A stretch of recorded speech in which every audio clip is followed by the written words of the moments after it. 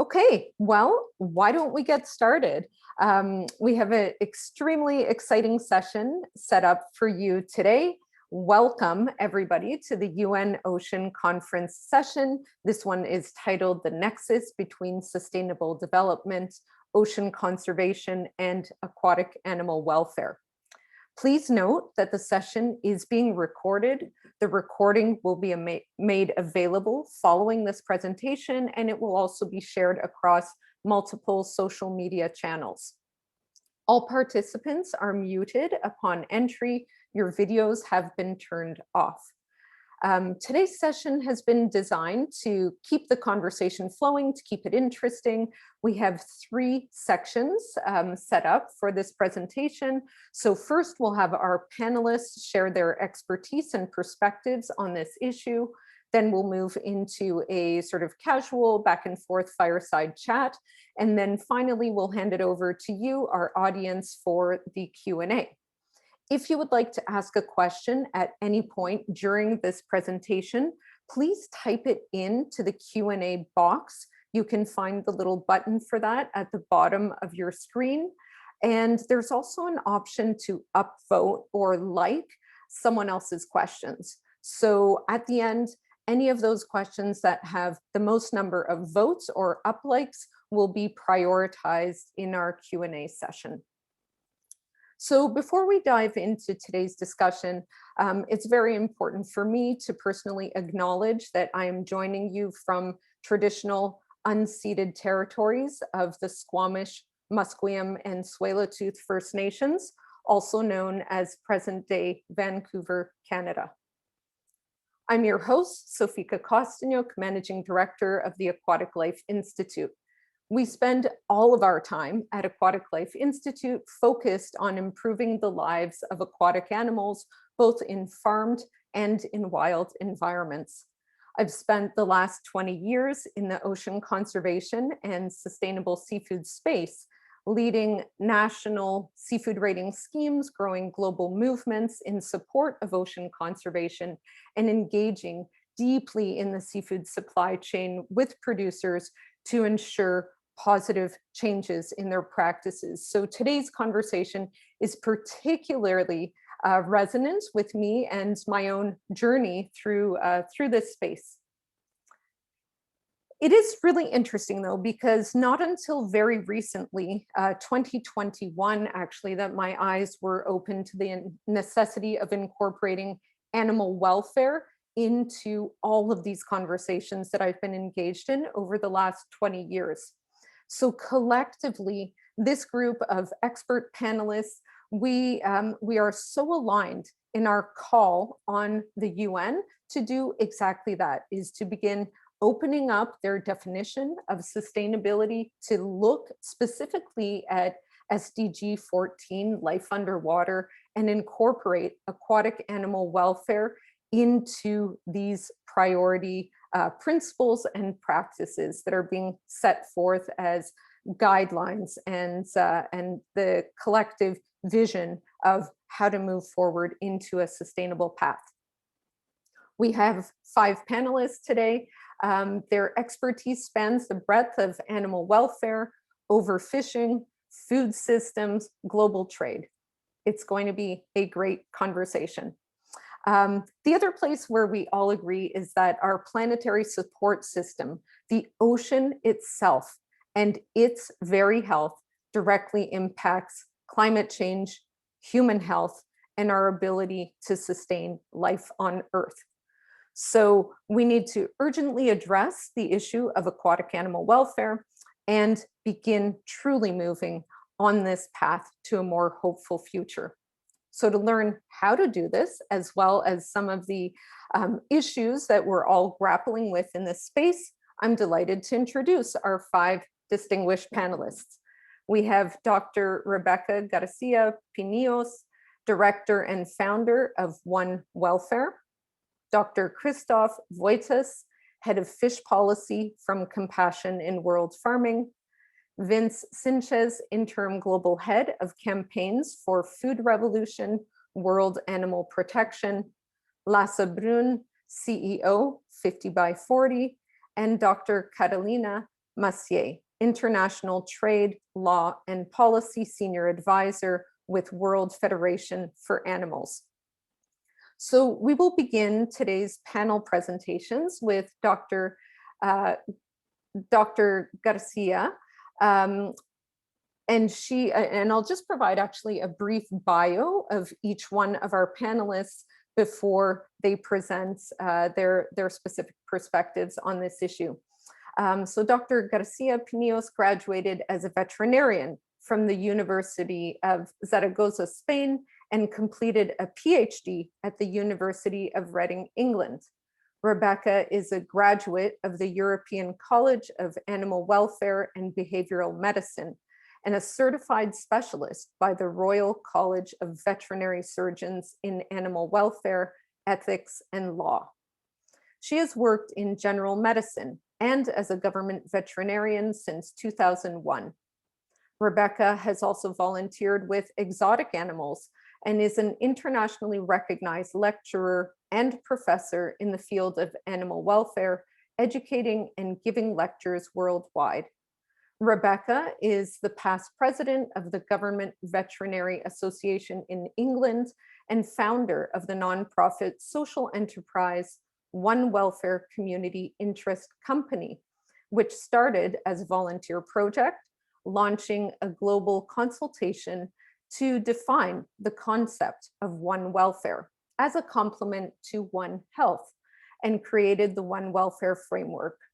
Rebecca has created social media platforms and established a One Welfare concept web presence to help establish, educate, and disseminate the One Welfare concept. Initiatives launched to date in support of these goals are the publication of the One Welfare Framework book and the One Welfare World, One Welfare Phoenix, One Welfare Silkworm, and One Welfare learning projects, as well as the One Welfare Science Slam sessions, launched as part of the One Welfare World Conference. Let's just say she is an absolute global expert in this space, and I'll turn it over to you, Dr. Pineos, to get us going. Thank you. Thank you very much, Sofika. Good afternoon, morning, or evening, everybody. Firstly, I'd like to thank you for inviting me to speak at this key UN Ocean event.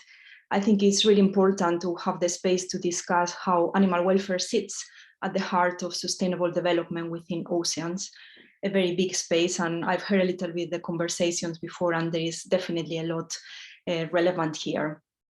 So for those that don't know me, through the past 7 years, I've dedicated most of my free time to develop, educate, and help disseminate on the concept of One Welfare and the One Welfare framework, and both of them are relevant to aquatic animals.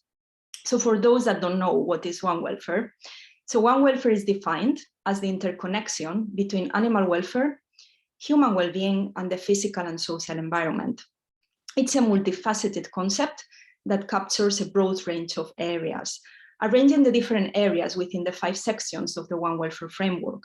This framework can help us to better understand the multidimensional aspects of the concept and the many facets of the links between animal welfare, human well-being, and the environment.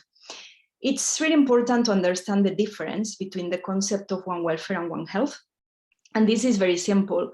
One Welfare has welfare and well-being as a central focus, whilst One Health prioritizes health. Both of them encourage closer collaboration that can result in benefits within each of the areas it applies to.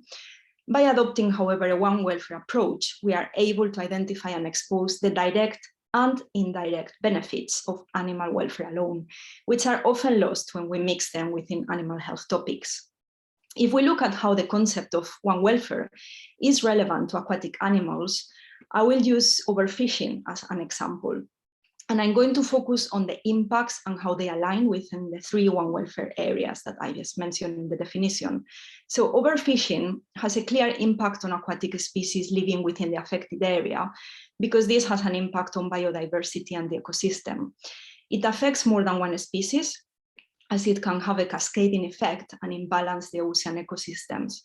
So for example, if we think it can remove predators, a predator fish species, This leads to certain populations growing larger, and their role in terms of what they eat and even how their bodies decompose affects the ocean bed, having an impact on the ocean ecosystem. It can also affect the food chain of aquatic life, where, for example, one fish is dependent on another species and suddenly can lack food, starve, and die. It also affects the numbers of endangered species, which can increase as a result of catching untargeted species, or simply because the ecological imbalance that it's caused. Overfishing also has an impact on the environment, as it affects the earth that relies on marine life. Examples of this have already been seen in places such as the Arctic, Galapagos, or the Mesoamerican Reef, to name a few. This is including destruction of habitats by fishing gear, or for example, when algae-eating species decline, and overgrowth in algae can smother corals and other species.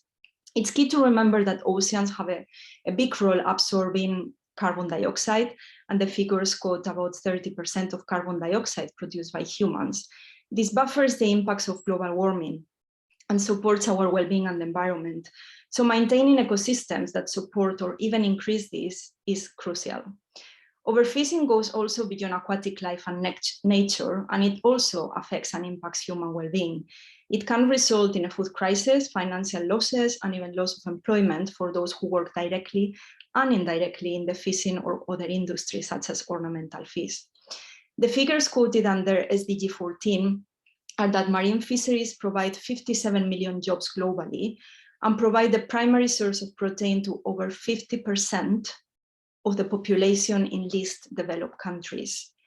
If we look closely at the SDG 14 life underwater, we can find other one welfare examples on top of overfishing that I just covered, such as ocean acidification, for example, which affects aquatic life, marine environments, and ecosystem services. I'd like to wrap up by noting that the introduction of the concept of a one welfare approach has sparked an evidence-based body that goes beyond one discipline.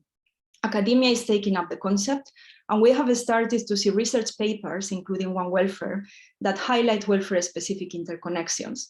This can help to bring together in a more comprehensive way how aquatic life welfare relates to human well-being and the environment, if it applies to aquatic species as well. There is, however, a big gap in relation to aquatic animal welfare, which is key to address, as this constitutes a pillar to implement a more holistic aquatic animal welfare focused One Welfare approach. One Welfare can help us to identify and address aquatic animal welfare and human well-being aspects as an intrinsic part of our approach, considering aquatic animals as sentient individuals alongside the well-being of every person connected directly or indirectly to oceans. This can lead to better treatment and better welfare for all. My future vision is really clear. One Welfare applies to aquatic animals. However, to fully implement it, is crucial that aquatic animal welfare science is further developed.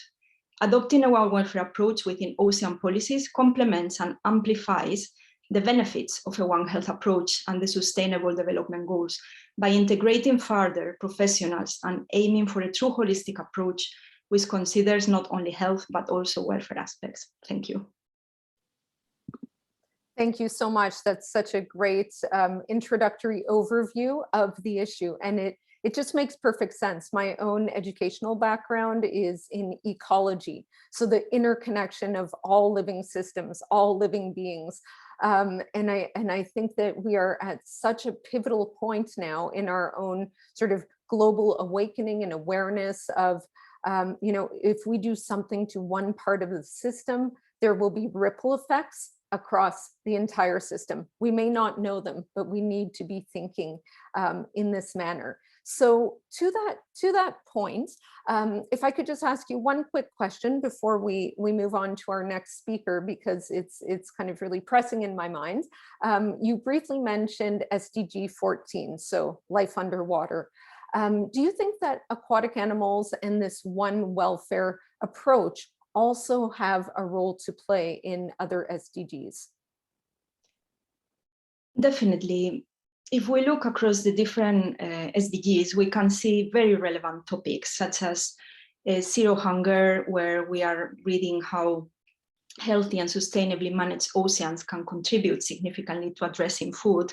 And as part of that food production and zero hunger is the management of aquatic species, as well as the way we treat them when they are actually caught and slaughtered for human consumption. So animal welfare and the concept of welfare and how this interconnects has a very key role there.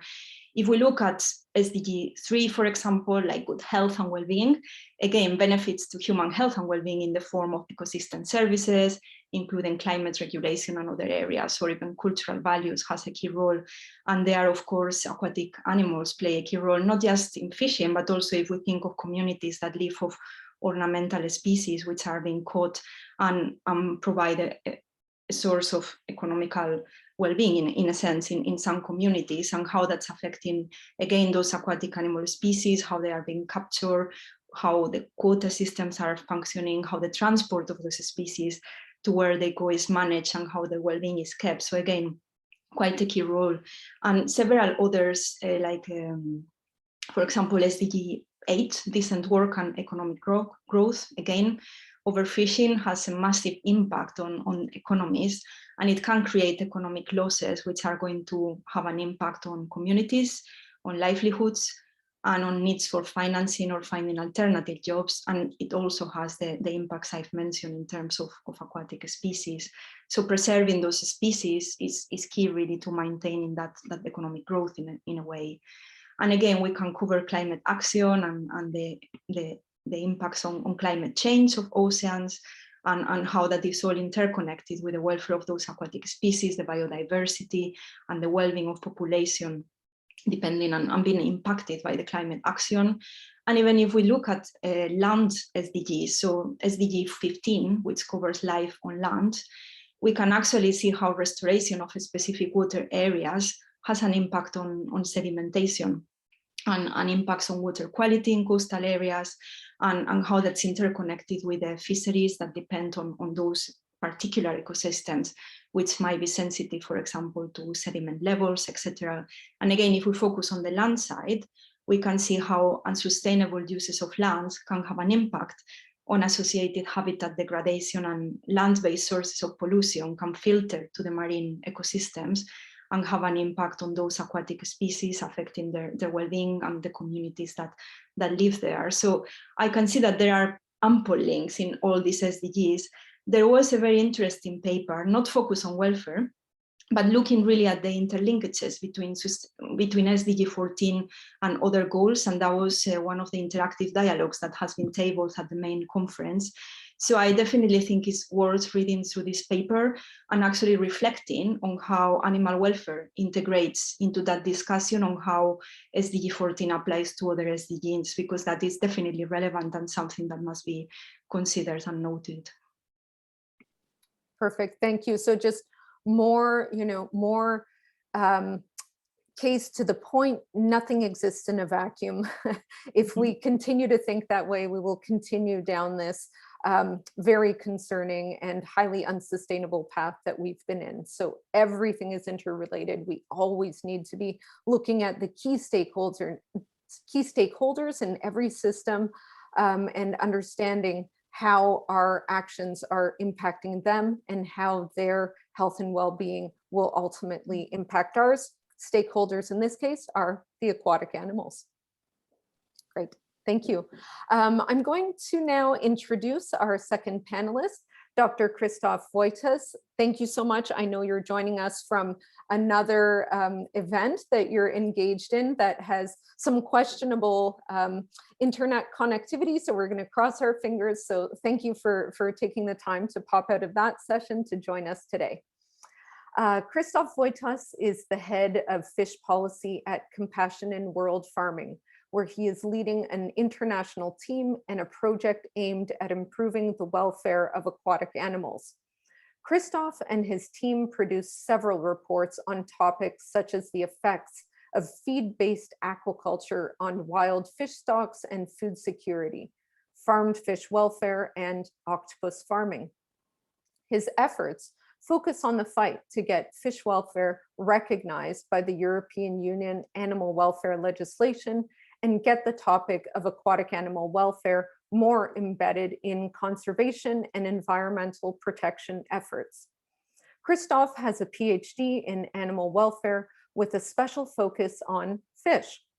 Before joining Compassion in World Farming, he worked as an assistant professor at the Wrocław University of Environmental and Life Sciences and as a consultant on fish welfare to Brussels-based lobbying organization, Eurogroup for Animals. Welcome, Dr. Wojtas. I'll hand it over to you. Hello, good to be here. Thank you. I'm looking if I can share my slides, but it says host decided disable the participants. I'm not sure if you can enable me to do that. If not, I can just go on without the slides. I will make you a co-host and see if that makes any difference. And I'm sorry if you were not before. Let's see if that helps.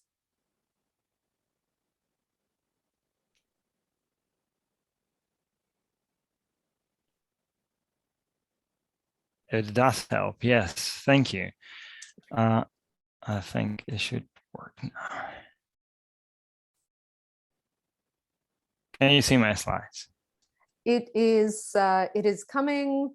I see it. The computer is thinking, and here we go. And if you would like to go to full screen, that'll be even better for us to see the content.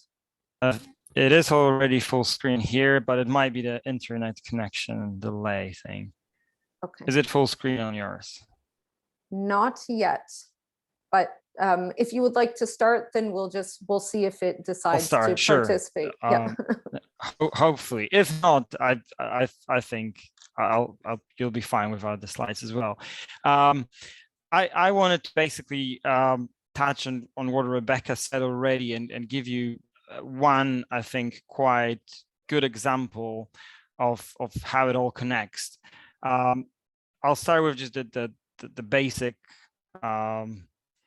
the basic rule or the basic message I think I want to convey here, which is that per animal welfare, in this case, aquatic animals welfare, almost always equals ethical, environmental, and social issues. And that's obviously very important, but I think it's also important that when we talk about aquatic animals, we don't just talk about their welfare because it's relevant to conservation or human issues, but also because those are sentient animals. And fish definitely are sentient animals. We know more about fish than ever before, and this is confirmed. And I think there is a big incentive to do that, or a big moral obligation, because if we look at the numbers, fish are the most utilized animals on the planet. Every year we kill around 2.3 up to 2.3 trillion fish individuals. We quite rarely talk about fish as individuals. It's mostly about fish stocks, maximum yields, and tonnage, but those are obviously individual animals. That's 40 times more than all land animals farmed, all birds and mammals farmed for human consumption. So I think the moral obligation is high here. But today with this short talk, I actually want to talk about something, an issue that I think is very good intersection, or an important intersection of welfare, ocean conservation, and social issues, and is the issue of wild caught fish being used as feed. Only 75% of fish that are taken from the ocean that are fished are actually designated for human consumption. There's almost 25% of wild caught fish that actually don't land on our plates, but are used for something else, and it's basically to feed farmed animals. And now with the rapid expansion of aquaculture, because historically fish has been used very much for poultry, for pig production, but now with the expansion of aquaculture, most of wild caught fish is actually used to convert it to fish meal, fish oil, to use as part of feed for those aquatic animals that are farmed. And this is obviously an issue on several levels. One is environmental aspect of overfishing and the fact that we actually now going sort of lower in the trophic chain, fishing animals, forage fish, pelagic small pelagic fish, which are crucial to the ecosystem and the food chain. But the other issue is the welfare of those fish. We're talking here possibly about almost 1 trillion sentient beings, which are grounded up to be used as feed. But it's also a very much an issue of food security and human welfare issue. 90% of all the fish used for fish meal could be used for humans instead. And actually, in many regions, those small pelagic fish are used as a basic food source for coastal communities. And we can see quite vividly now with different case studies, especially well in different regions, but I guess the example of West Africa is pretty vivid, where actually the industry that is draining the natural resources to produce fish meal and fish oil, so taking those wild caught fish to use it as feed, is actually depriving people of their food source, of their income. So it's definitely a social issue here. And it's also an issue of sort of how we want to use the ocean. There's a lot of conversation about aquaculture being able to produce more food for the growing population, food from the ocean. But obviously, and there is a big potential for that, but obviously it's a question of how is it done. If it's taking wild caught fish and converting it simply to a higher value fish for certain markets only, then it's an issue. And again, this is an issue on multiple layers. A very, very simple graph to show you also how inefficient this is. If we take 1 kilogram of forage fish, so they're small pelagic fish, and we want to use it for to produce farmed fish, let's say salmon, we do actually need also some other ingredients, mostly plant-based ingredients. And from that 1 kilogram, we will have roughly 77 gram fish oil and a bit more fish meal. And that will, if we go further, account for things like mortalities and trimmings. That will give us around 250 grams of salmon steak, which is about 2 meals, a meal for 2 people, and veggies are not included here. And if we take the same 1 kilogram of fish and simply use it for human consumption, that's about 8 meals. So we can see already how wasteful this process is, and I'm not even accounting for all the plant-based production, the land-based production needed for this, and all the other footprint we have with all those processes. So obviously, this screams that you know a different system is needed, and the reason why I'm mentioning fish meal and fish oil here is because I think it's a good. It's a key example of how everything is interconnected. This is an issue that connects fish welfare, how we treat fish, how we treat them actually not just, well, currently just we treat them just as a resource, but those are also sentient animals which we need to start to account for. But also it's about how this intensive aquaculture production, which is definitely harmful for fish or creates a lot of pressure for fish if it's not done correctly, it's also affecting the environment, deteriorating the environment, and also affecting local coastal communities. So yeah, it affects environment, welfare, coastal communities, and the environment, and obviously that all connects sort of to what Rebecca said. So definitely there is a need.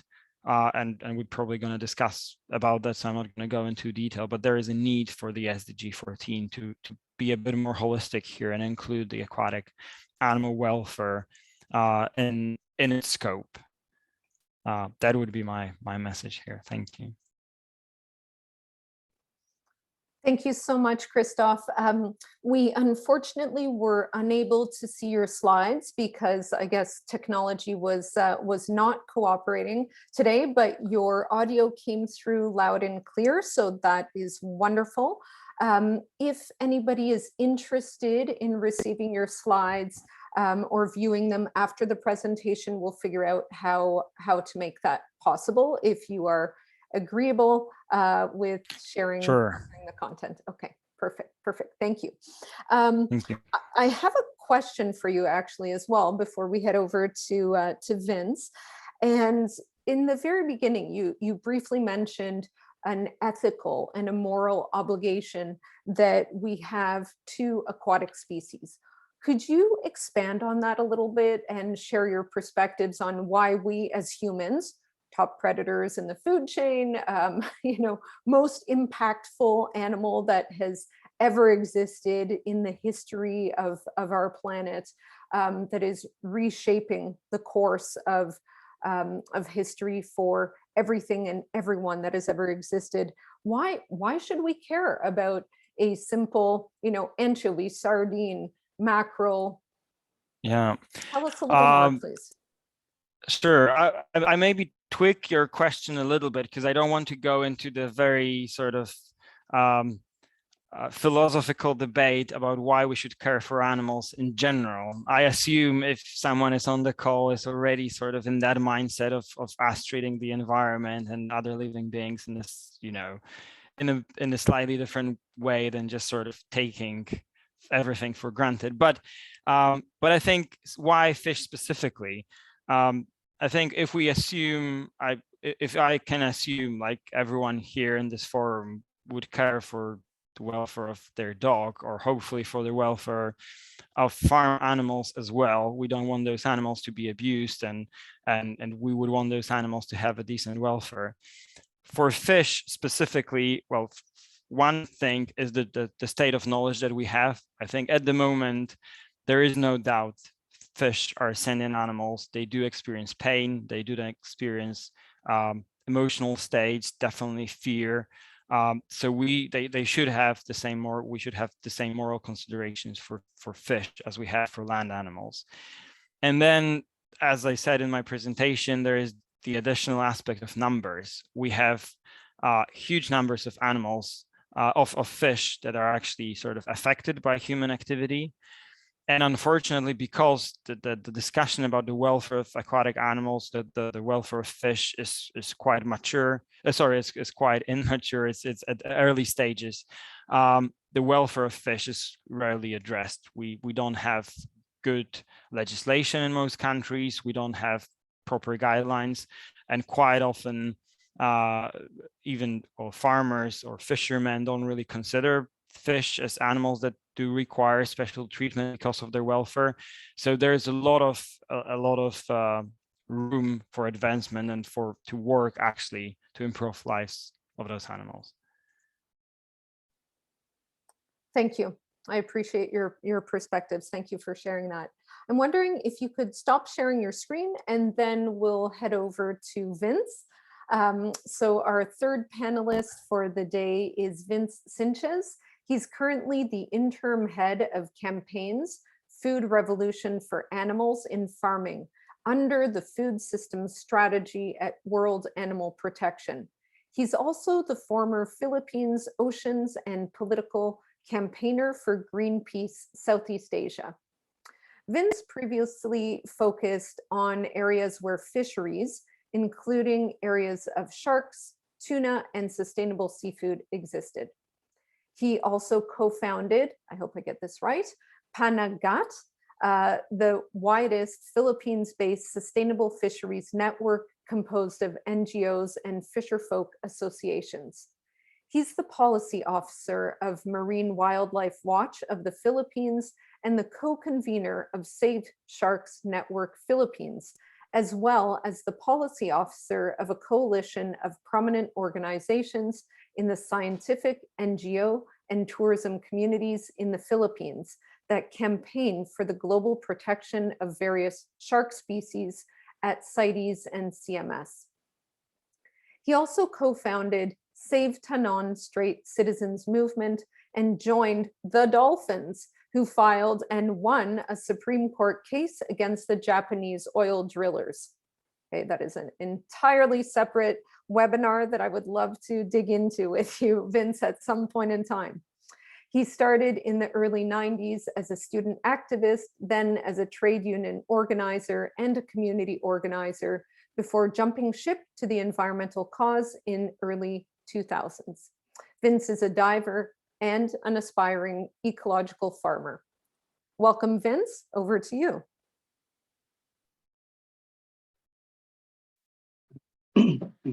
Thank you so much, and good morning from my side of the world. So I'm based in the Philippines, so it's 1 o'clock in the morning, and so happy to be here and then being part of the 16 panel.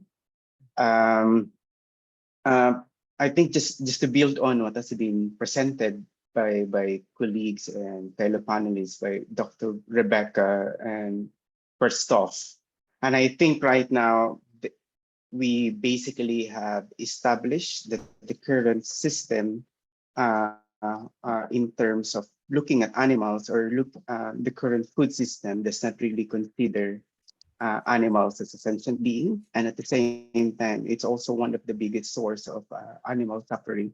And I think if looking at what has been done right now, which is very crucial in the context of SDG 14, what is currently lacking, we also, before looking at what is currently lacking, we also need to recognize that it's a very robust and strong movement of different oceans conservations and sustainable fisheries advocacy, not just by big NGOs, but it also is able to reach fishing communities. So meaning some of these communities are now well aware the importance of, sustainably utilizing, looking at sustainable means of non-environmentally damaging methods of catching fish. But at the same time, what is really lacking since this past few years is within the narrative of sustainable seafood, sustainable fisheries, and ocean conservation, which are the importance of aquatic animal welfare. I think Christoph mentioned around it. We just wanted to look at why aquatic animal welfare matters. It was already mentioned that I think most of the animal protein that's being consumed by humans comes from aquatic animals, and at the same time, there's going to be a rapid growth of aquaculture in terms of feeding the needs of a growing population, which is basically will double by 2030. And I think if you're just going to look at the absolute consumption, has quadrupled over the past 50 years. And then per capita consumption basically doubled over that period of time. So this one highlights the importance why why different organizations or civil society organizations, NGOs, or community associations needs to put in place just to complete the narrative, the importance of aquatic animal welfare. And then if we are basically aware that if we are going to pursue change, it's important that we need to look at food systems. For example, why are we looking at systems? Because it's important to look at that approach, because we must consider the context of rapid population growth, urbanization, wealth inequality, changing consumption patterns, and globalization, including, of course, as mentioned earlier, climate impacts and the depletion of natural resources. If we want to pursue animal welfare in general, and particularly for aquatic animal welfare, we also need to look at how it intersects and how it also feeds into some key current issues that other sectors are facing. It's quite interesting that some of the organizations that have been in conversation, they said they thought that aquatic animal welfare, or animal welfare per se, is in direct competition of what they are trying to do. For example, if communities are pursuing food security, food sovereignty, even some of the workers that are found in farms, they thought that animal welfare is basically competing from the welfare of workers, right? So when in fact they are complementing. So that is an important space that we need to look at in terms of intersection. That's why food systems, we really need to go beyond the conversations with fellow animal welfare organizations, but we need to go and have a conversation, work together with different organizations from environmental organizations, human rights organizations, and labor organizations for us to be able to push for an overhaul and changing the food system. It's also important because we also don't just want to relocate a problem from one place to another.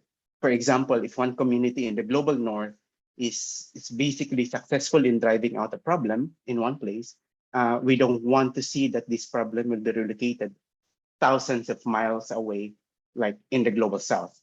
So for example, if the global north was able to progress key milestones around aquatic animal welfare, so some of the companies or those the current those that's being displaced by new system, the old system, they will just have to relocate somewhere probably in the global south, where they will continue using practice raising animals in the context using more antibiotics, looking at stocking density, looking at cages, among others. So that's why it's important to look at different multi-prong approach in addressing the problem.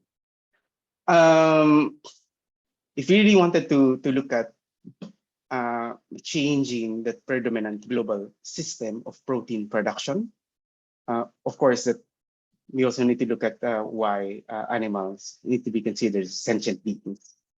From a factory farms that which favors high quantity, low quality meat and doesn't recognize sentience in aquatic animal welfare, to the one that produces humane and sustainable protein in order to alleviate animal, human, and environmental suffering on a global scale. So that it's basically what it's lacking. So before it was just around humans and planet. And I think taking on a food systems approach will allow us to look at, a better world for animals, humans, and planet. So because there is a deepening crisis facing animals around the world, and the scale is very alarming, and animal protection organizations by themselves cannot do it on our own. So that's why it's important for us to really link up together, recognize what others are doing, identify what is needed, and allocate needed resources and effort in order for us to push for disrupting the system in order to push for changes for better animals. So I think this is an important space, and it's a very interesting space. And then there's a lot of organizations now taking into consideration the importance of aquatic animal welfare. And I think we just need to soldier on, and then persistently looking at completing the narrative. If we want to look at sustainable development goals, we need to look at not just sustainable seafood or sustainable consumption, but we also need to look at animal welfare within that equation. Because as you say, SDG 14, life below water. So any aquatic animals, it's really hard to imagine because they cannot be seen. In order for us to surface the issues below water, it necessitates us working with different organizations and different offices, including intersections with other intergovernmental organizations as well. So that's my take, and thank you for this. Thank you so much, Vince. Again, just coming back to that same theme of everything's interconnected. This is all one system. As you mentioned, that waterbed effect. So if something is done within one part of the world without thought of how it's going to impact another part of the world or stakeholders, we're going to continue getting this wrong. Quick follow-up question. So you have certainly worked with different oceans and fisheries conservation and intervention organizations and efforts for the past decade, particularly in the global south. But this is an area that you mentioned has many competing issues, priorities, and interests: food insecurity, environmental degradation, human rights. How can we move aquatic animal welfare into the forefront in that complex landscape as well? Thank you for that. I think for me, there's an important and active conversation that needs to happen because for a lot of organizations and people, aquatic animal welfare or animal welfare per se, it's a bit new, and then particularly most aquatic animal welfare. So we just need to soldier on in terms of how it interconnects.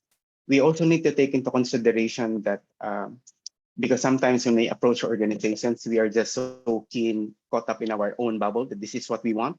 We also need to learn how to listen and how it basically complements and how it will also leverage the current effort or campaigns of other organizations. For example, some of these fishing communities, they might be campaigning against illegal fishing, and then we do enter into that community, and then we talk about animal welfare out of nowhere.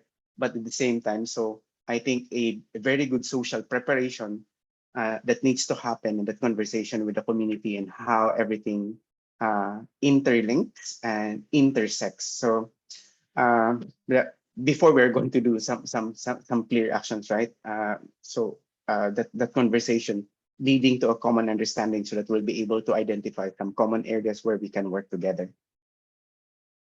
Super. Thank you so much, Vince. Great, we will now move on to our fourth panelist, and we have Lasse Brun from 50 by 40. Lasse has worked as an advocacy expert in climate, sustainable agriculture, food systems, and social justice, with 20 years worth of experience in leadership, development, mobilization, communication, campaigning, and movement building. He leads 50 by 40, which is a collective impact organization, as well as a network comprising more than 70 organizations engaged in food systems change across the world. He has led high-level international dialogues and campaigns in more than 20 countries: the EU Parliament, the FAO, the UN FCCC, and the International Whaling Commission. He's a champion of DEIJ, Diversity, Equity, Inclusion, and Justice, and curator of dialogues and collaboration between sectors, movements, and power holders. Founder of the Global Just Livestock Transition Initiative, which is aiming to enable the food system to mitigate climate change, improve public health, and boost the economy. In 2021, Lasse was appointed the Global Civil Society Lead for the UN Food Systems Summit Action Track 2, titled Shift to Sustainable Consumption Patterns, and was co-leading the summit's work on Manage Sustainably Existing Food Systems. Lasse is a postgraduate in rhetoric and linguistics from the University of Copenhagen. He's a part-time organic farmer using agroecology and intercropping techniques to grow vegetables. It seems to me that outside of today's conversation, Vince and Lasse have more in common outside of animal welfare and ocean conservation. So I encourage you to start talking about agroecology as well. With that said, handing over the floor to you, Lasse. Thank you so much. And I really appreciate being with all of you today. And I apologize for my dogs making some background noise here. It's typical, they've been quiet all morning. The second my intervention starts, they have a temper tantrum, but so is life.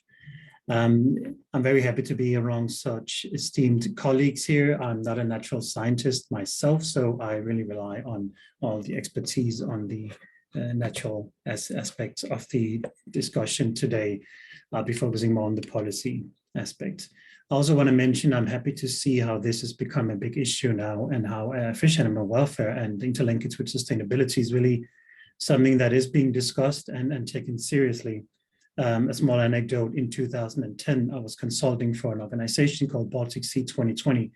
I was living in the UK at the time, and where fish welfare was brought to the attention of the Ministry of Fisheries, to the fish producers, and at the time it was seen as absolutely ludicrous to even talk about it. So I'm happy to see that in 12 years things have come a long way, and it's, as was mentioned by some others here, it's just started, but we're heading in the right direction.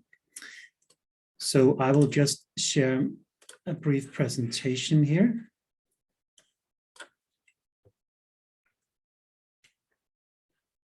Here we go. I just wanted to start by setting the scene a little bit for like the perspective I assume when working on food systems, including fisheries, that we have a broken and fragile food system, which is unfortunately always highlighted by ongoing events, whether it is AMR issues, whether it's the crisis and war in Ukraine and the consequences of that. Also wanted to mention that a fair and healthy and compassionate food system necessitates resilience. We cannot achieve resilience without addressing that, and vice versa. Without addressing these issues, we will not have resilience. Just transition, as was mentioned in the introduction, is a key aspect of the food work of 50 by 40. And unless we have a strong dialogue with farmers, with fisher folk, and others, we're not going to be able to change things in a positive way. Also, I just want to mention that there's a funding aspect that is problematic globally. The multilateral development banks are funding doubtful projects while having dialogues with other UN bodies about the necessity to shift. So the funding goes against what the science is recommending. And also just an overall thing, we cannot meet the 1.5 trajectory from the Paris Agreement and meet the Sustainable Development Goals without addressing livestock, and that would include aquaculture. I just want to mention briefly that as a positive aspect on just transition, because it is a core aspect of what 50 by 40 does, that all research indicates that as we are shifting towards a more sustainable food production system with less reliance on animal protein, including fisheries, that actually seems to be good for the economy, meaning that countries' GDPs are likely to rise, more jobs are likely to be created. That is the initial prognosis by the International Labour Organization and the Inter-American Development Bank, and I will get back to that shortly. I also wanted to mention that something that made me quite happy in the latest IPCC report, which of course underscored the importance of what we do and in relation to fisheries as well, is what I want to focus a little bit on today, which is the interlinkage between overconsumption in high-income countries and underconsumption or nutrition deficiency in low-income countries. To my best knowledge, that has not been stated specifically in an IPCC report or any other major UN reports before. As you know, that is a contentious issue to bring up, but nonetheless, I was very happy to see that in this formulation here, and of course I can share this presentation or you can do a screenshot, and that is actually one of the takeaways is that the IPCC is saying that as we are eating too much animal protein in the global north, that is directly linked to the lack of nutrition in the global south. And I think that is quite a staggering shift that we need to emphasize and focus on going forward. I also wanted to mention a few takeaways from Stockholm Environment Institute, who in relation to Stockholm Plus 50, which has just been held now, had lots of, they released a report that looked into the interlinkage between sustainable development and animal welfare and how that might be used as a policy recommendation going forward for UN countries. And I wanted to just focus on these three key takeaways, some of the key takeaways. They had more, but I wanted to focus on these, which is, it's been 50 years, hence Stockholm Plus 50, since 1972 to 2022, and there was no mention of animal welfare aspects in relation to sustainable development 50 years ago, and there still is not.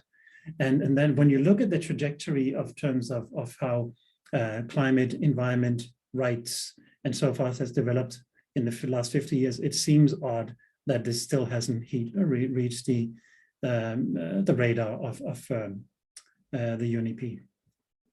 Another thing, key takeaway, is that the research coming out of the SEI made it clear that animals matter for sustainable development, that there is a linkage between how you treat animals and how that is beneficial to sustainable development. And within fisheries, of course, then, and aquaculture, fish farming, that is, of course, very important, both when it comes to exposure to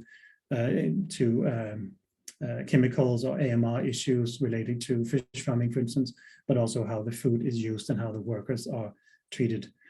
And also, it's the last point I want to mention here is that sustainable development matters for animals.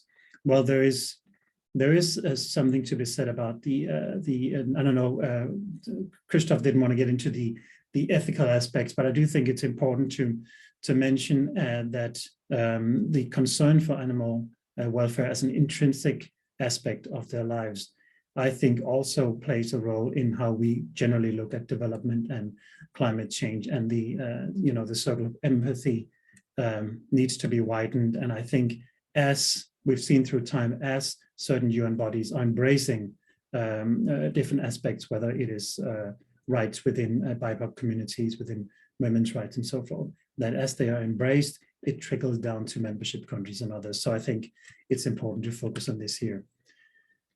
A few points, and this is my last slide. I think what I wanted to really bring home now is the risk I see with the focus on fisheries and aquaculture going forward. Right now, most of the aquaculture or the fish farming takes place in Asia. I think it's 89% or something like that. And that is predominantly for domestic production. But I think we will increasingly be seeing a stronger export to high-income countries, which essentially will be a continuation of the food colonialism we're seeing with other livestock production, or even with grain as well, where a lot of the low-income countries are used as not the bread basket, but more the livestock and the feed basket for the global north, which is very problematic. And I think there's something to be said about learning from history and nipping things in the bud and ensuring that we don't repeat the same with fisheries, as fisheries becoming increasingly important aspect of food security moving forward.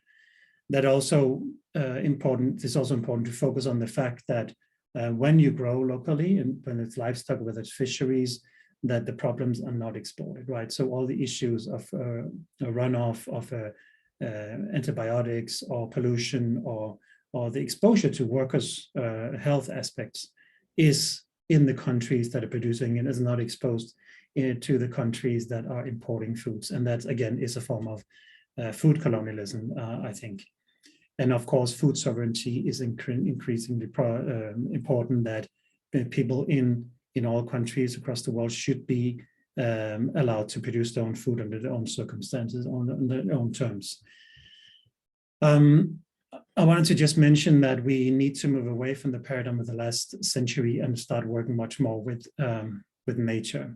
And in the essence of what we're talking today, I think we've come a long way when it comes to agroecology and regenerative farming, when it comes to food production, like generally, and specifically around livestock as well. And it will be interesting to see how some of the gains and some of the aspects of that can be transposed to fish farming and to fisheries.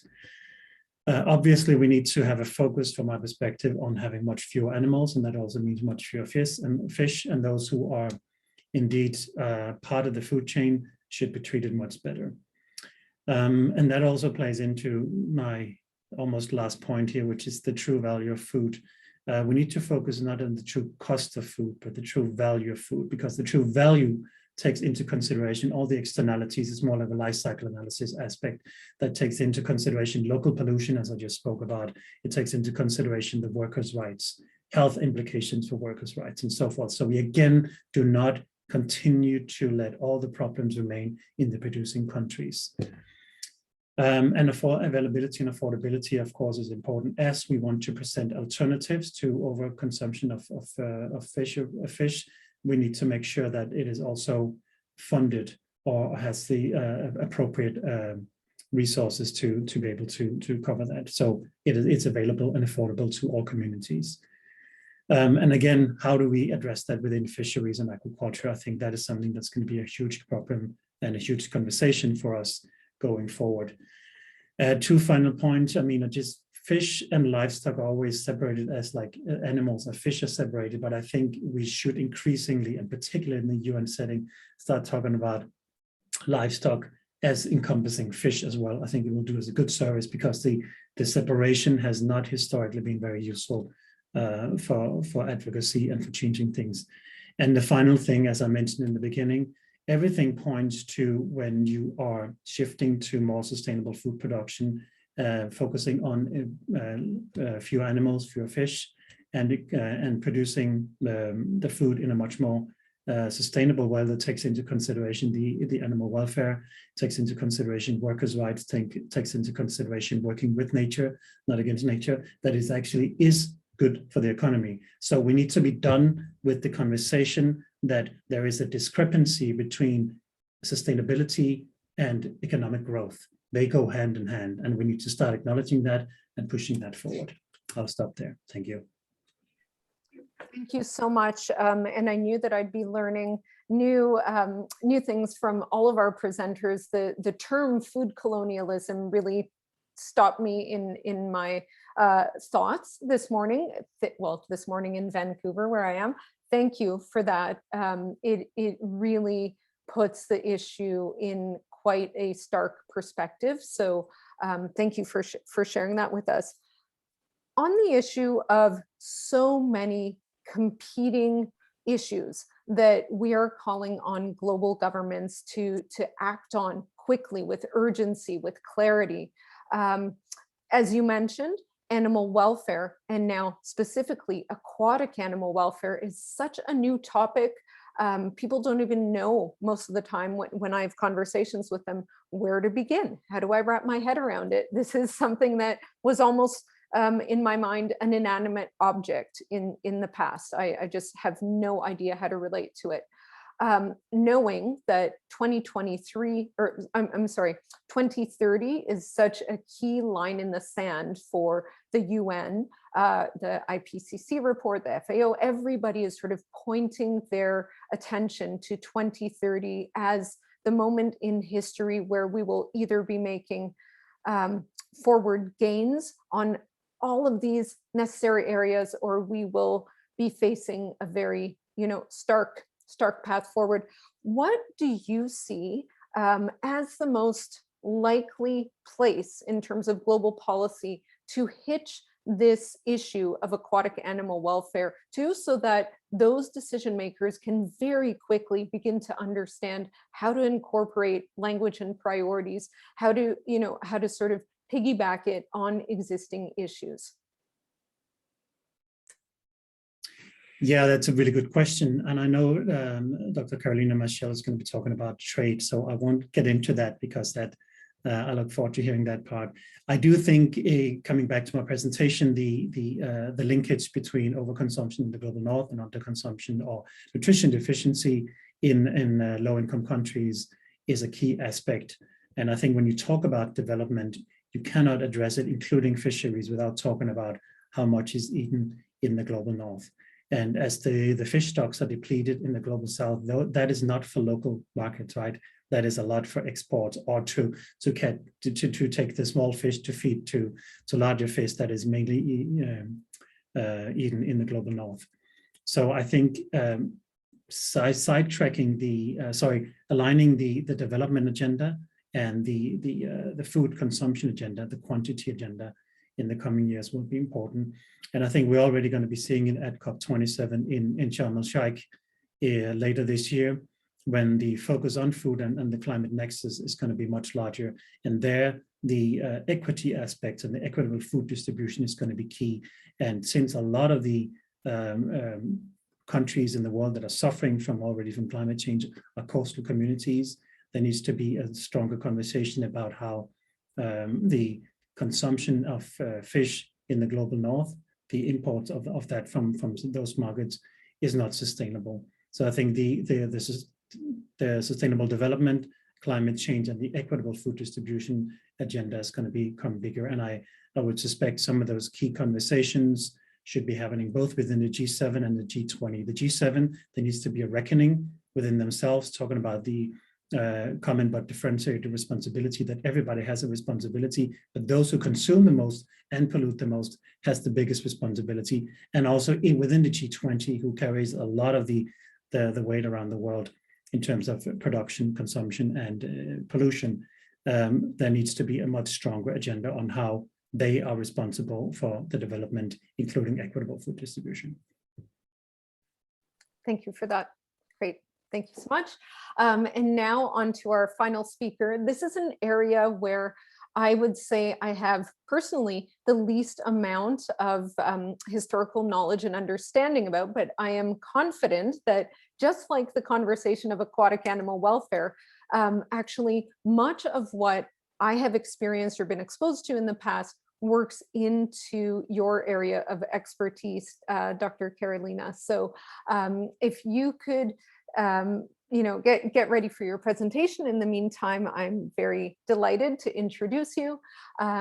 Dr. Carolina Massier is an international policy analyst with over a decade of experience in the field of animal protection and its intersection with the rules administered by the World Trade Organization and the guidelines issued by the World Organization for Animal Health, formerly the OIE. Dr. Massier is currently serving as a senior advisor on international trade law and policy for the World Federation for Animals, and as a regional lead for the America Working Group of the International Coalition for Animal Welfare, ICFA. Dr. Massier is a registered attorney at the Brazilian Bar Association with a PhD degree in international law from the University of, I hope I get this right, Wageningen in the Netherlands, a master's degree in political sociology from the University of Santa Catarina in Brazil, and a 9-month research fellowship completed at Harvard Law School. Over to you.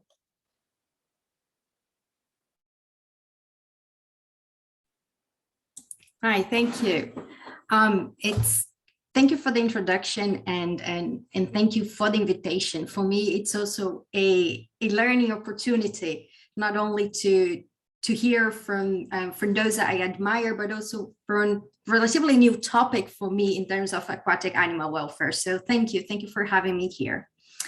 And there was a lot I could say about international trade, international policy making, but I chose to bring today a positive message, a message that shows that out there are some signs that our collective voice is making a difference, and that the international policy making seems to be beginning to turn the tide in favor of animal.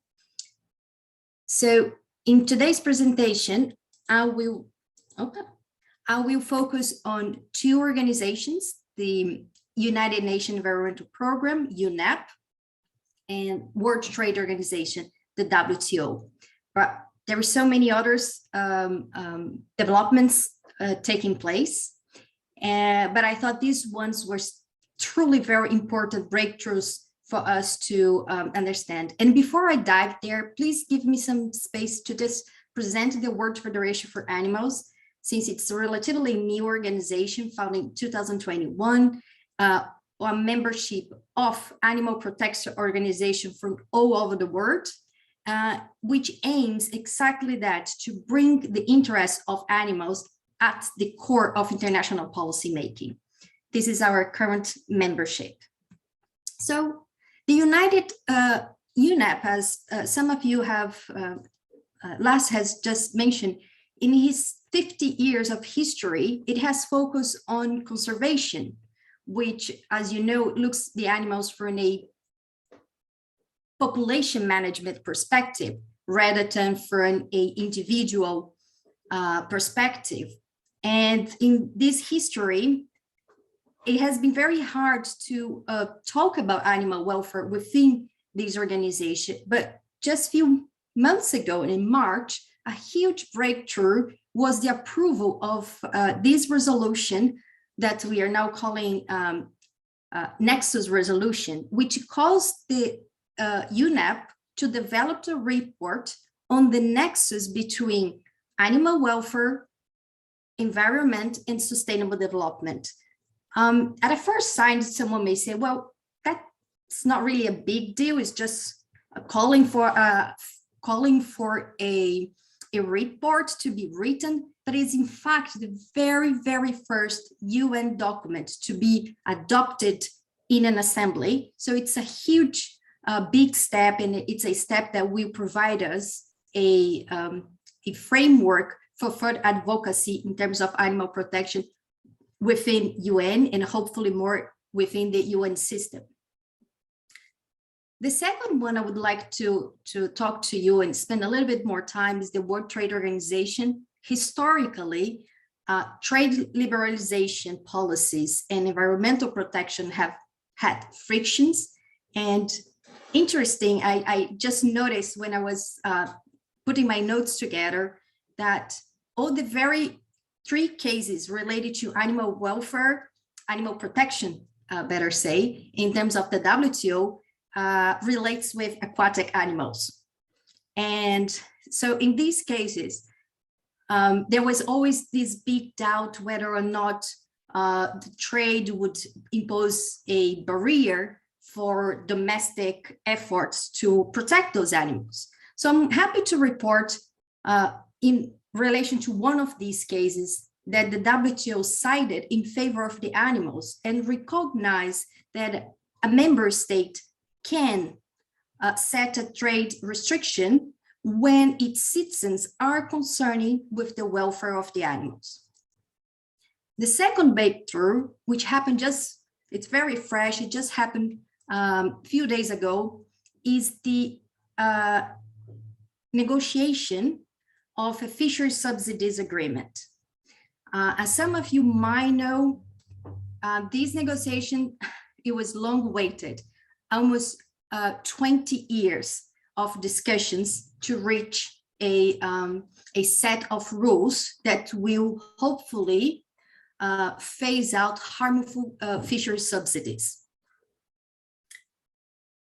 So those breakthrough gives me the hope, let's say, that international policymaking is moving. And as I said, I chose to focus on 2 organizations, but there are other signs coming out for the World Organization for Animal Health. For instance, just last year, they have adopted a strategy to improve animal health and animal welfare, specifically for aquatic animals.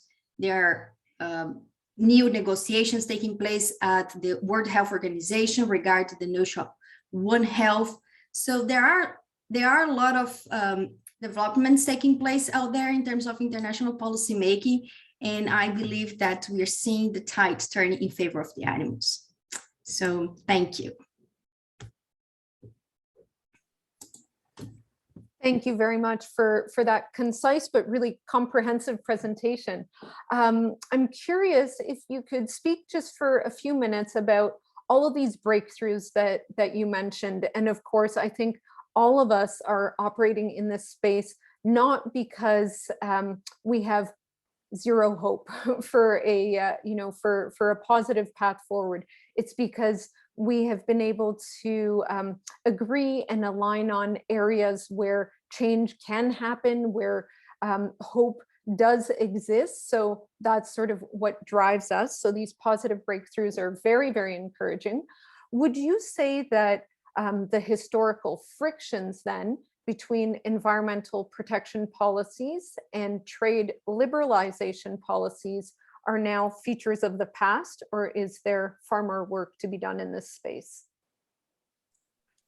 Well, I definitely wish I could say that they're all features from the past, but I don't think we can take for granted. So as I said, I wanted to picture a positive message, but there are still, as you said, a lot of to be done. But I think the key difference that I see is the following. In the past, the disagreement between WTO members was on the nature of the measure, was about a measure being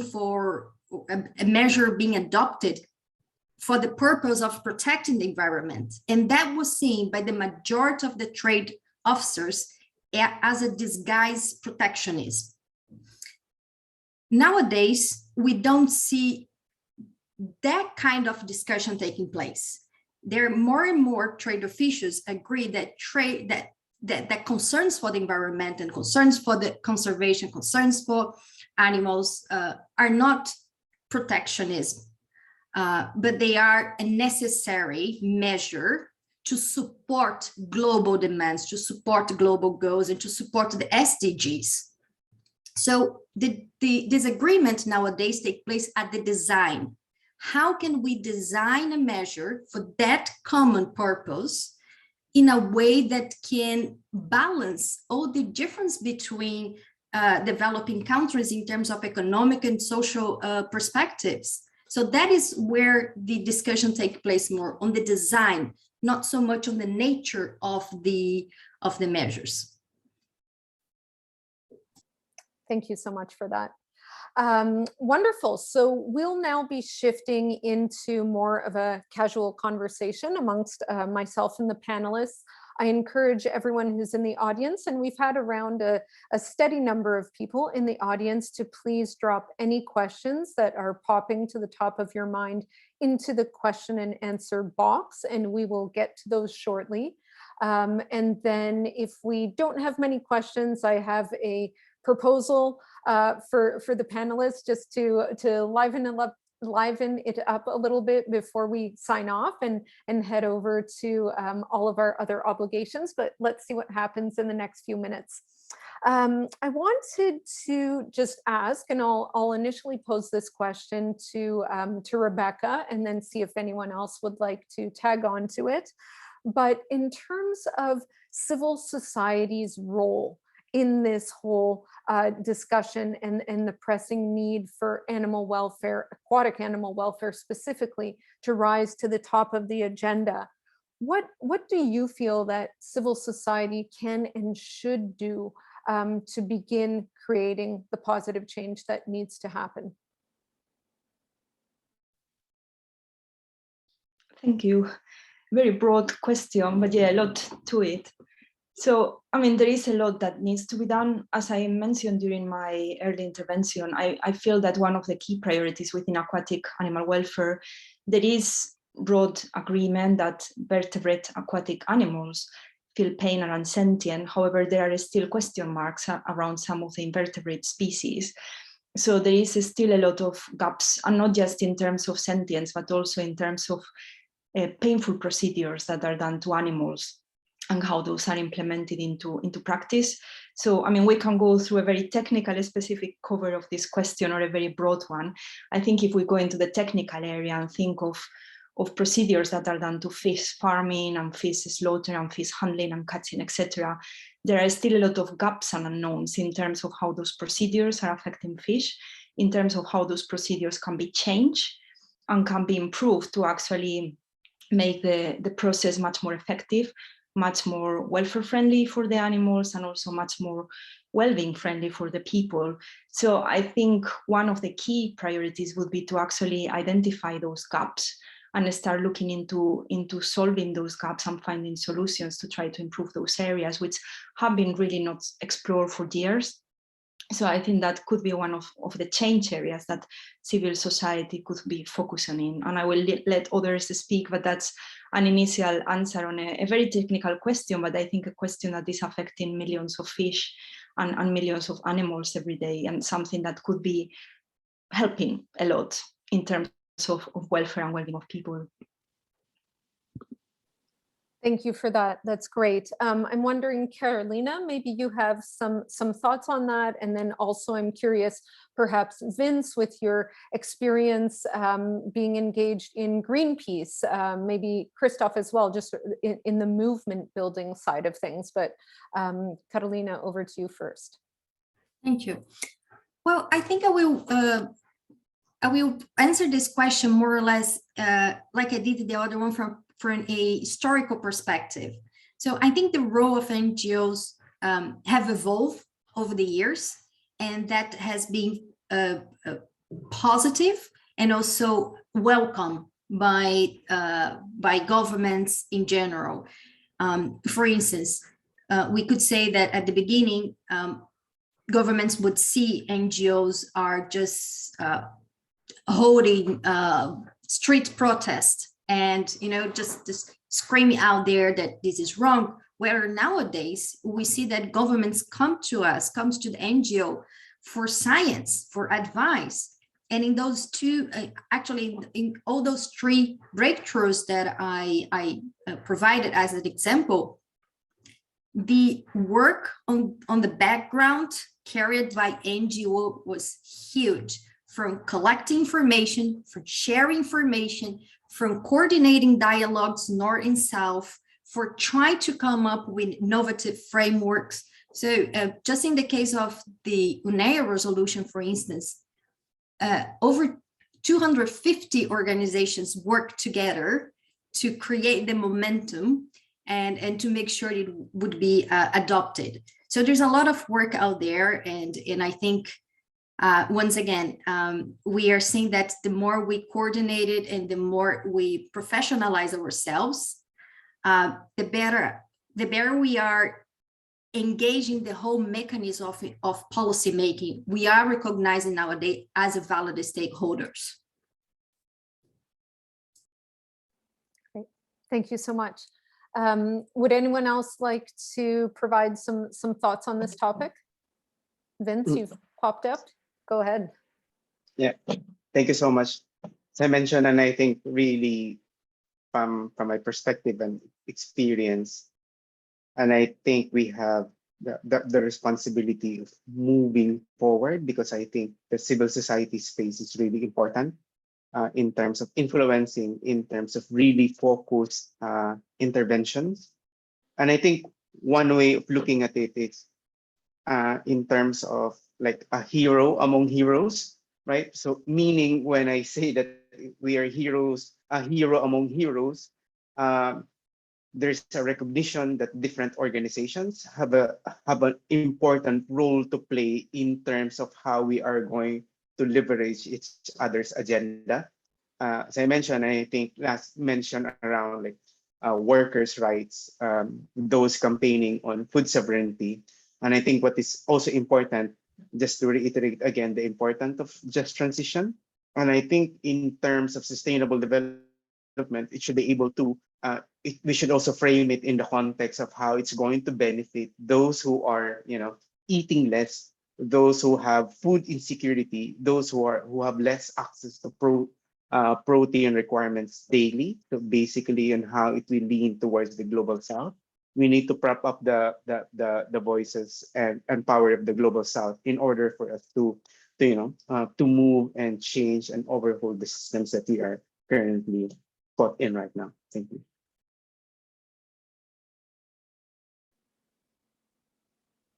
Christoph, are you trying to use your audio? I just saw your square light up. Yes, I was. Sorry, the internet is not the strongest here. Now, I just wanted to echo actually what others said, saying that actually I think civil society is key here, really. And speaking from a perspective of someone who is in the aquatic animal welfare movement for quite some time, I see the shift. I mean, the fact that we're talking about those issues at the UN level, the WTO is recognizing animal welfare, not fish welfare in this case, in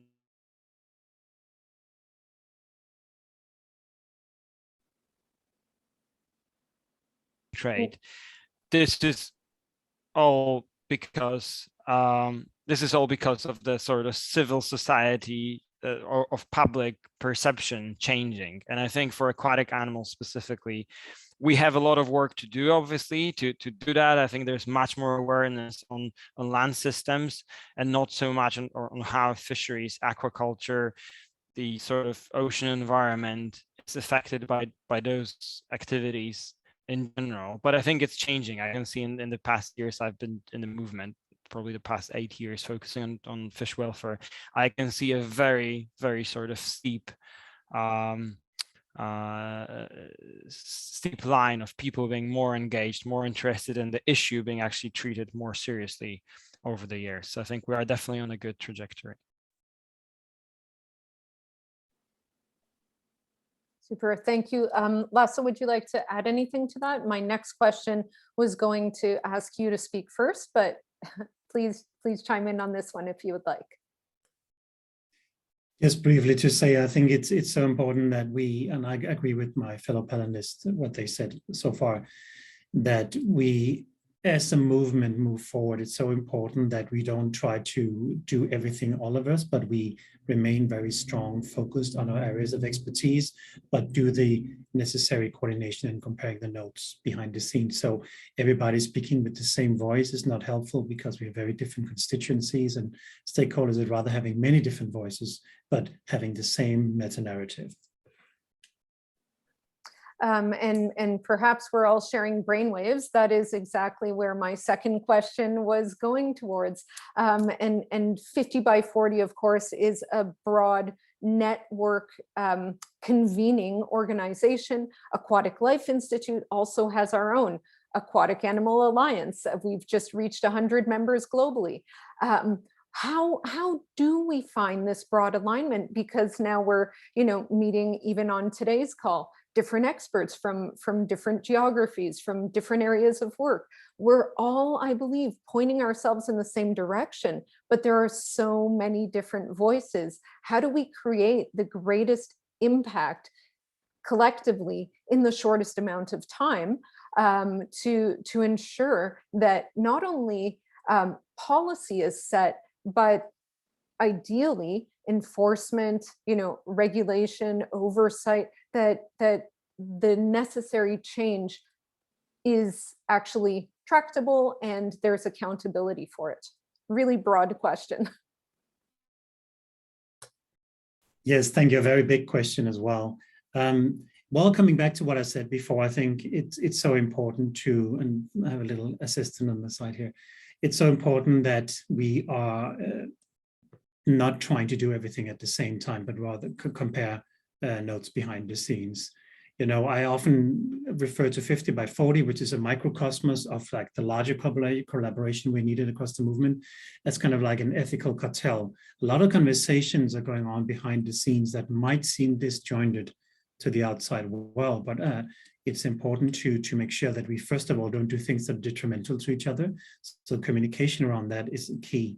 The classic example is being a lot of climate change organizations have been talking about the necessity to shift away from red meat to white meat, fish and chicken, which is of course detrimental to the environment and definitely detrimental to the animals in question. So a lot of collaboration there and educating each other is important. But also I think it's important that we do not adopt the same theory of change, because there is a necessity to work on litigation, on natural science, research, advocacy, basic campaigning, policy changes, whether it is and funding issues or behavioral change for individuals. All these things are needed. And I think what often goes wrong in coalition building and trying to work together is that everybody wants to do the same thing and have the same voice. When you look at what has been really efficient, what the biggest example would probably be the Paris Agreement, which had very diverse stakeholders with very diverse financial, cultural, political situations with very different theories of change for how to overcome poverty or issues in their countries, got together and agreed on something. And that was down to like different models of systems leadership. But essentially it is about respecting people where they are and not trying to compete for space. It is about ensuring that everybody has a voice, but as I mentioned in my talk, the common but differentiated responsibility applies as well, because everybody has a responsibility, but there are different levels of it. And the same goes for this movement. Not everybody has the same resources or the same expertise. Within 50 by 40, we have very big organizations like Greenpeace, like World Resources Institute, and we have a very small organization that has 2 or 3 people working full-time only. So it's about finding how can we maximize the influence. And it's also about being able to share gatekeepers and networks and contacts. And you only do that, and that'll be my final point, when you reach a point of radical collaboration. So it's so important we as a movement feel comfortable with being vulnerable to each other and the way we are operating, and being vulnerable and honest about what are not just our victories and our strength, but also where what are our weaknesses, where are we failing in the way we're engaging in our work. And only when doing so, we have created a safe space, so to speak, can we find a way to really collaborate when everybody's honest about where they are at and where they want to go. And that takes time. And that is very difficult to establish, but I think the work is started. And again, this panel is a good example of very diverse stakeholders getting together. Thank you so much for your thoughts. Would anyone else like to contribute to responding to this question? Well, just echoing a little bit, as I mentioned before, in terms of the international trade officials, that nowadays their disagreement is around the design.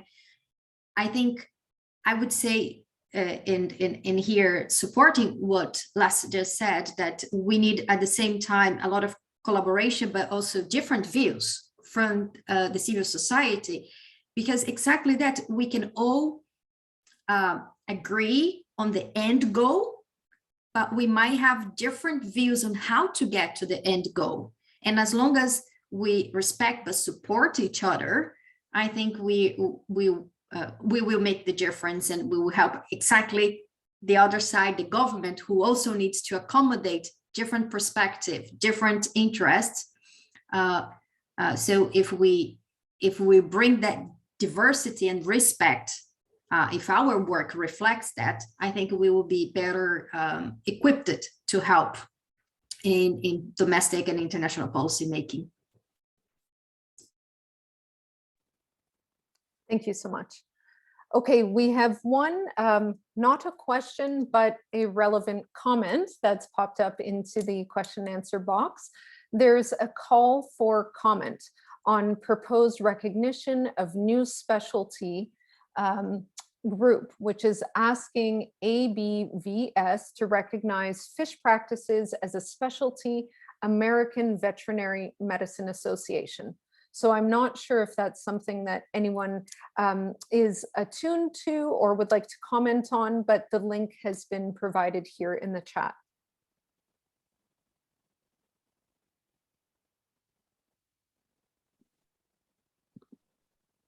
So I'm not familiar with the particular call that has been shared in the chat, but being a vet myself, I'd like to comment and agree that the way fish or aquatic animal practice works in comparison to farm animal practice or companion animal practice is quite distinct.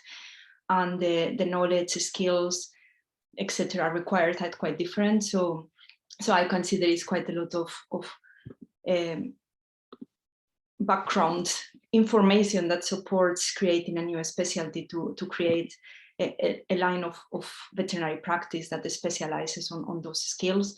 And in fact, there are many aquatic veterinary practices that if you are aiming to work with them, you require a specific training as a general surgeon, because that's something that you need to learn how to handle those species, what sort of anesthesia, so sedation, etc. happen. And they are most times in a complete different environment, right? Like you have to handle them within an aquatic system, dispense drugs, etc. So I would think there is a lot of common sense there, and I will have a look actually and follow it just to see what happens. So thank you, Mary, for sharing that. Wonderful. I'm just being very mindful of the time, and particularly so of Vince's very, very early morning in the Philippines. So I have no idea how you're still awake. This would not work for me. So thank you. Thank you. As we're signing off, certainly I just want to sum up that today we covered a broad range of topics, climate change, policy change, overfishing, trade, food systems, so on and so forth, and overall aquatic animal welfare and health. As we're signing off, could I ask each one of our panelists just to state sort of the one wish that they have for a takeaway for our audience, or an action that you would like them to get engaged in as they move forward in their, in their next week or two, so that this issue continues to stay top of mind. Sorry for putting you on the spot. And we can just popcorn this up. So anyone who has an idea or initial parting thought, please go ahead and unmute yourselves.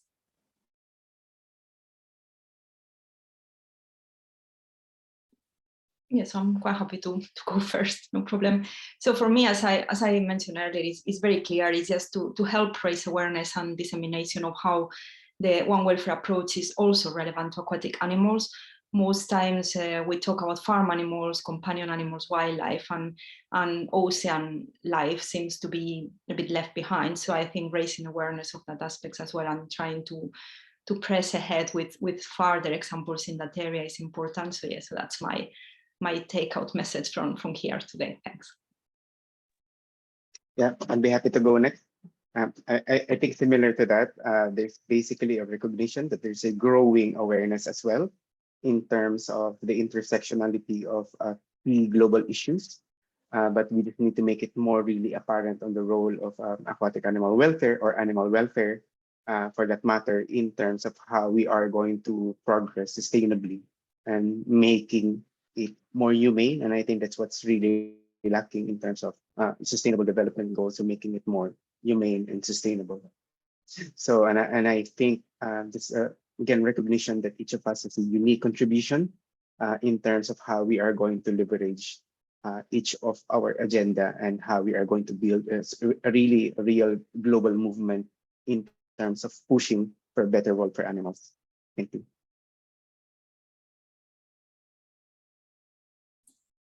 I can go next.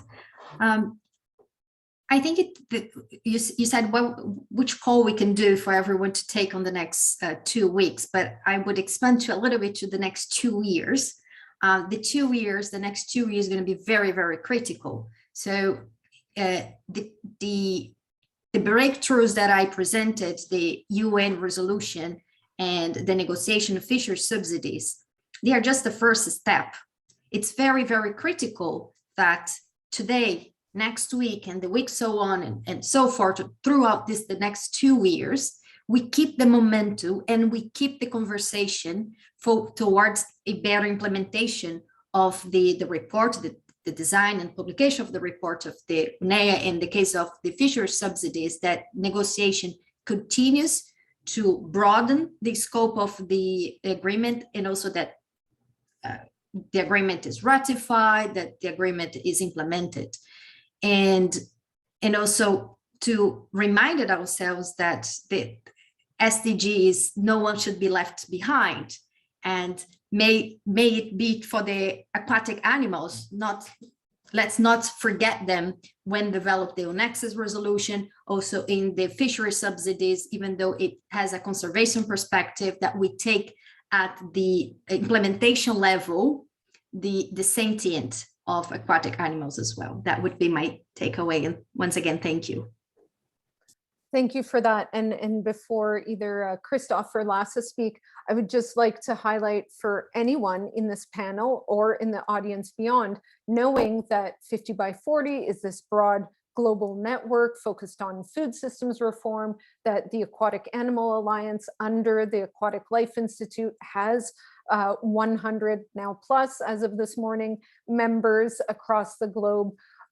These are incredible hubs to disseminate information, to to amplify such calls to action. So if at any point in time you would like to send those our way, or certainly my way, I won't speak for Lasse or 50 by 40, there's likely great opportunity to give it a more coordinated, broader based lift anytime there's opportunity for feedback opportunities and input.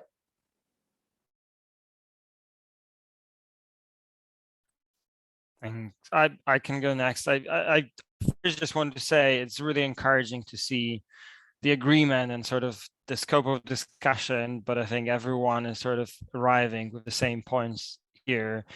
And obviously very encouraging to see how you guys are growing with the Aquatic Animals Alliance, having over 100 members, sorry. Congratulations on that. Obviously, we as Compassion are a member too. I think those movements, as well as 50 by 40, are extremely important. So I think we're definitely sort of moving in the right direction. There's good momentum, and I'm just hopeful because of that. And my sort of wish or takeaway is, obviously I'm I'm focused on fish welfare. So my wish would be that we treat fish as sentient animals, and this is sort of mirrored in the SDGs and in the UN work. So hopefully we'll have that sort of more embedded. Thank you. Final word to Lasse. Yeah, thank you. So many great points being made already, and I'm so happy there's so smart people like you working on these aspects that we can lean on for your scientific perspective. I focus a lot on policy, international policy. I just want to say, like, for the individuals who want to take something away, I think something increasingly powerful is to use your power within your financial institutions. If you care about destructive fisheries, research what your bank, your financial institution is investing in. And if they're investing in stuff like that, ask them to stop. If they won't, shift the bank or to an institute. It sends a very powerful signal, and at least you'll know that your money is not being used to support something that's bad. That goes for everything, but I think particularly for fisheries and aquaculture. Thank you. I love it. Let's democratize the banking system. This sounds good to me. Okay, on that final note, thank you so much. I see some additional resources have been dropped into the chat box. So before people sign off, please take a look at those if you're interested in them or they're relevant to your area of work. And again, thank you so much to all of our panelists. Thank you for making time in your extremely busy schedules to join the panel today. It's been a very enriching and inspiring conversation to me personally. I would also like to thank the UN Ocean Conference for approving this side panel and event.